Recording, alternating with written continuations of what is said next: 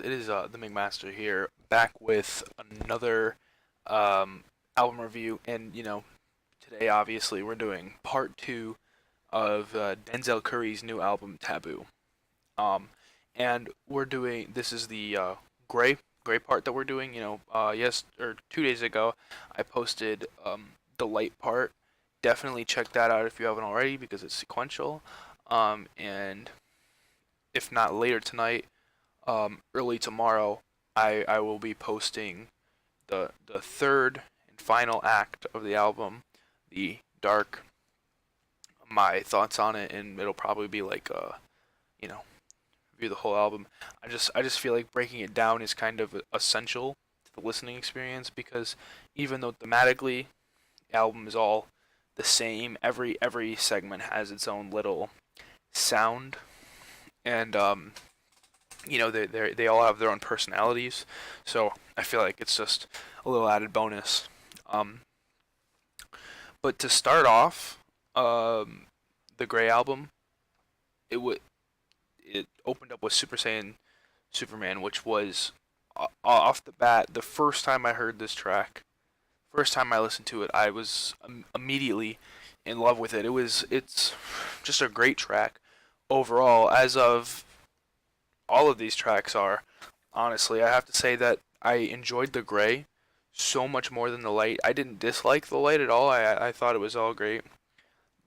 I had very minor complaints, little tiny things that tend to bother me when I listen to music. Um, but none of the songs are bad. But here, everything is it's just perfect. It's on point. Um, Super Saiyan Superman it's opens up strong in coming off of Sumo. It was just it transitioned so well. It's so abrasive. It's so in your face. It's so much more traditional Denzel Curry. I mean, like you know, he can tend to be pretty loud, and confident in his delivery, and that's what we come to Denzel Curry for. Not that when he's not yelling, it's bad. It's just that like this is exactly what I wanted out of Denzel Curry, and not only that, but it thematically fits. I feel like this is gray music because you look in the lyrics of the songs like Switch It Up and Mad I Got It, and you really see like the confusion. Like he's truly living in the gray zone because like there's the light of like he has this money, right? He's a nice guy. He's getting this money, and then he gets robbed. He gets robbed, and that's like the dark. But and then he goes into that person's perspective, and it's just it really shows what he thinks he understands about the world, and also he shows a little bit of confusion across these tracks. It's just like lyrically, I think that this Gray album shows the best in Curry. And CLOUT COBAIN, a track we've already heard. I definitely feel like this is the embodiment of the Gray album. Not my favorite song on here. Definitely love that track, but I do think lyrically, you really see the confusion and the frustration that he has. You know, it's less, angry and aggressive. I'd say than the Dark album, which I have listened to the Dark Act. I'd say that when you have them all in context, it is certainly the Gray. He is angry. He is frustrated. Whereas in the Light, he was he was angry and frustrated, but he was talking about things much more calmly, much more from an outside point of view looking in.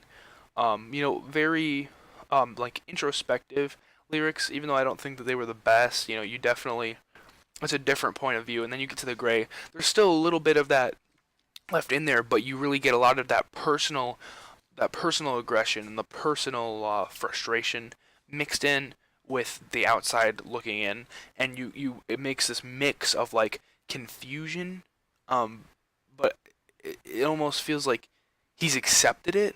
Like he I don't know.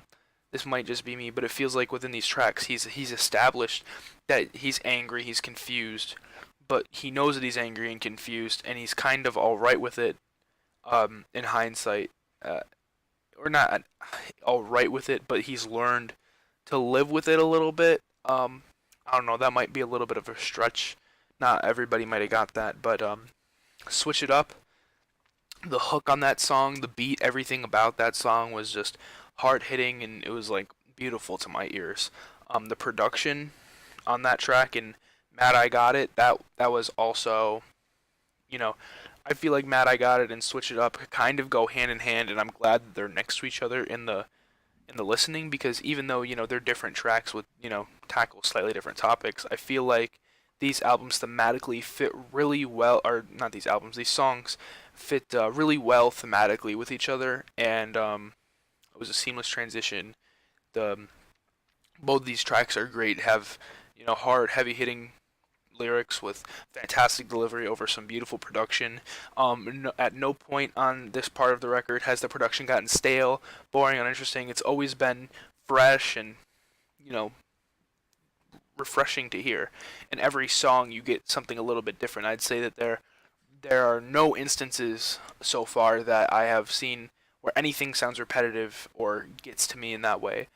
I don't hear any recycled material, and honestly, I don't feel like any of these songs are anything I've heard from Curry before. Honestly, I've heard him yell over good beats, but I mean, I feel like he's really taken a step outside of his own lane, and he's really, you know, paving this way for himself. Like he's already well respected of the people that know him and like him. It's like he's very respected within the hip hop community. People would argue he's one of the greats of our generation, and it's just he the reason is because time and time again he takes that extra step to do more than is expected of him. Because everybody expected Curry to come onto this album and with his shouty delivery and maybe some introspective lyrics about maybe the government or taboo. With CLOUT, COBAIN, and Perks, it had seemed like a lot of this would be about the music industry, but as you listen, it's just so much more. You see his personal anger and frustration with just about anything he talks about. Not only are you getting his outside perspective, and as well as his inside perspective, and you really do get more from Curry than just the yelling. Like Taboo, you get him singing.